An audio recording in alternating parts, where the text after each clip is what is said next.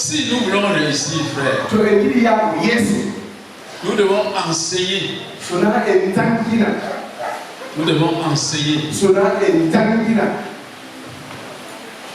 Dans notre ministère et dans chaque église, nous devons avoir deux dimensions d'enseignement. C'est-à-dire deux niveaux d'enseignement. L'enseignement des jeunes convertis, ce qui est d'une importance capitale parce que c'est ça qui fait la fondation. Et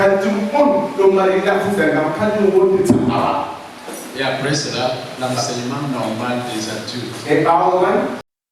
Le ministère de la parole prend encore comme le fondement de la supra-église de Marois.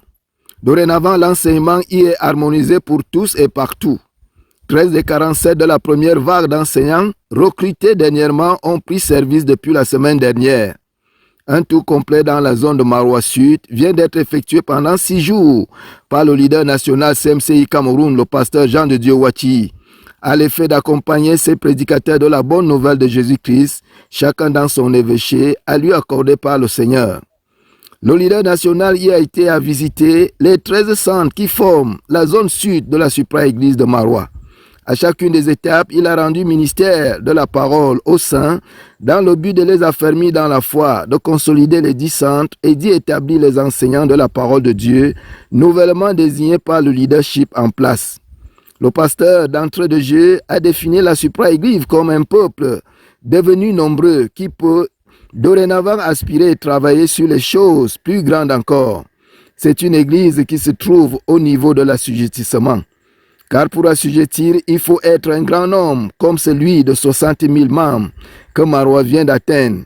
Avec un tel effectif, ils vont continuer à engranger d'autres nouvelles conquêtes de plus en plus importantes.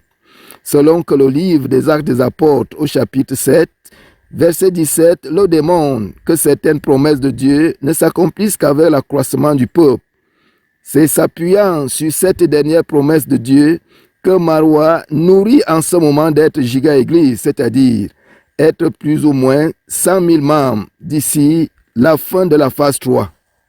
Or, pour tenir le bon bout et réussir, il suffit que toute chose soit tenue selon le commandement de Jésus donné aux siens et intervenu après qu'il ait reçu tout pouvoir dans les ciels et sur la terre.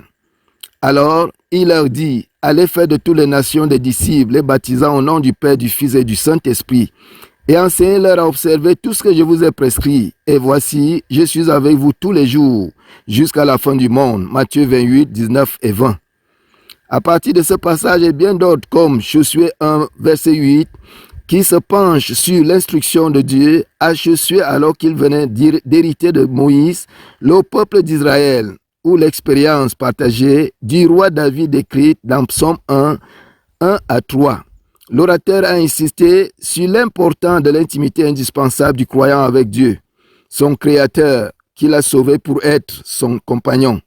Cette intimité doit être fondée sur la lecture quotidienne et la méditation nuit et jour de la parole, sur l'enseignement et sur l'obéissance à cette parole, afin de ne pas être un auditeur oublieux.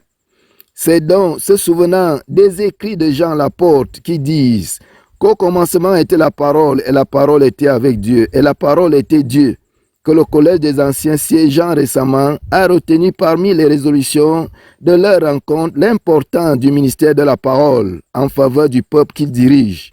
Séance tenante, un besoin de 76 enseignants de la parole a été exprimé. 47 trouvés disponibles ont été immédiatement nommés.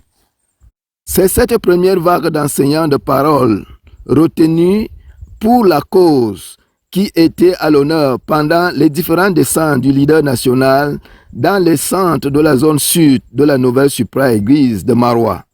Un exercice qui devra justement se poursuivre avec ou sans lui dans les 3 autres zones nord, est et ouest, avec empressement, au regard du besoin local actuel urgent de la dispensation de la parole de Dieu. Roger Marie Awono, Marois.